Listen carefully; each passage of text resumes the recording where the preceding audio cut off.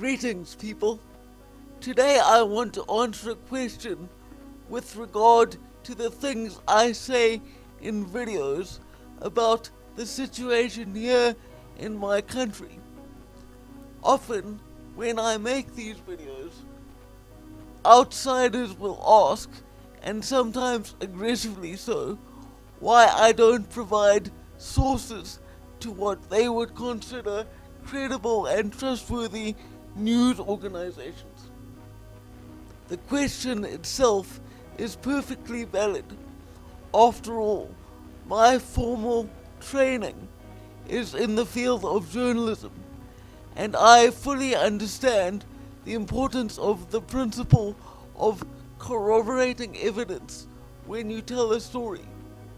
However, life in the real world, particularly in the third world, often doesn't allow you to live up to such lofty principles. What people from more progressive nations often fail to realize is that South Africa operates on an entirely different moral paradigm to that of the West. Unlike in Europe or the United States of America, where an ordinary citizen can simply go to a government website to view crime statistics broken down in great detail by region and city, that is not the case here in South Africa. In fact, hard numbers with relation to crime are very difficult to come by. It's not that no crime statistics are ever released. It's the fact that I know from personal experience that they cannot be trusted. When I still worked in the media, I would do annual reports when the official stats were released. And one year, I found that the reported tally in the official stats for the entire year only added up to a month of the actual stats that I received from my colleagues in the local police for my area. Put more simply, this actually means that when I was working on that report about 5 years ago, the actual situation in terms of violent crime was 12 times worse than what was officially being reported. And with South Africa being what it is, I can't imagine that the situation has improved any.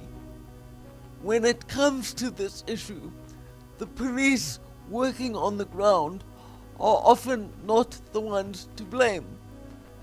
If you want to know who should truly be held responsible, then you should look to the higher-ups in our police service, the top brass who answer directly to our corrupt leaders. In the course of my professional life, I have seen police officers that I personally worked with receive official reprimands for revealing the actual statistics to members of the public. This is because our government actively wants to suppress the truth, not simply out of a desire to control the narrative around race-based crime, but to convince foreign investors that the situation here isn't as bad as it truly is. The other reason I seldom provide links to mainstream news sites is that I no longer have any faith whatsoever in our media's ability to accurately report the news.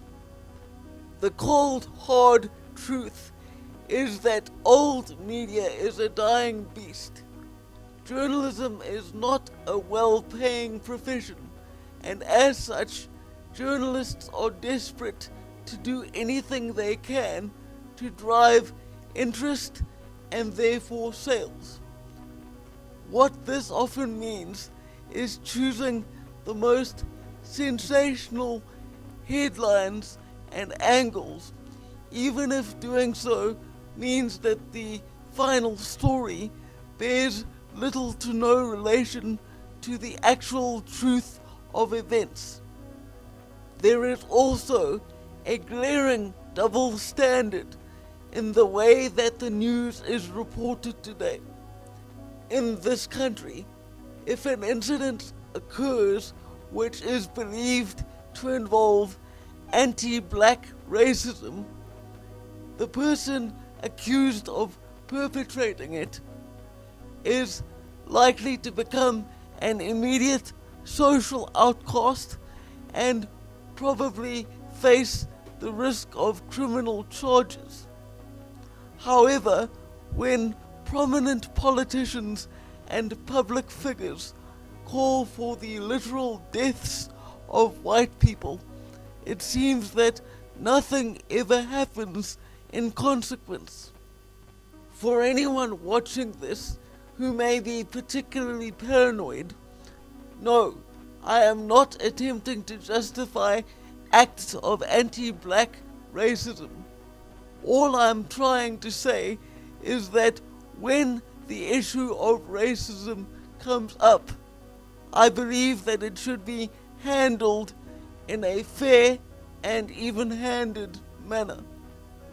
Also, to anyone who would accuse me of talking about these things with the goal of attaining fame or popularity, I'm sorry to say that you have no idea what you're talking about. When I discuss these issues, it does not make me popular with others by any stretch of the imagination. Not here, not in my country. The fact is that most people would rather simply avoid facing what's happening here. It's much easier to stick your head in the sand and pretend it's not happening than to deal with the fact that we live in a society that presents daily danger of robbery and death. I do not believe in or support the ideals or goals of white supremacy.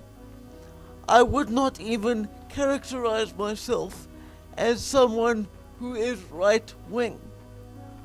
I simply believe in the notion of individual freedom and the right of everyone to shape their own destinies. If someone had said to me in my teens or early 20s that by the age of 28 I would have turned myself into a public speaker on social issues, I would have told them that they were insane. Nonetheless, here we are. Regardless of what comes my way, I will continue to speak out about these important issues for as long as I am able. If I sat by silently and did nothing while watching my country fall apart around me, I would lose the ability to look myself in the mirror each day. If you appreciate my work and would like to show me ongoing support, then please consider signing up as a patron of mine on Patreon. If you want to support me but cannot commit to continual contributions, I gladly accept once-off donations via PayPal. For now, farewell.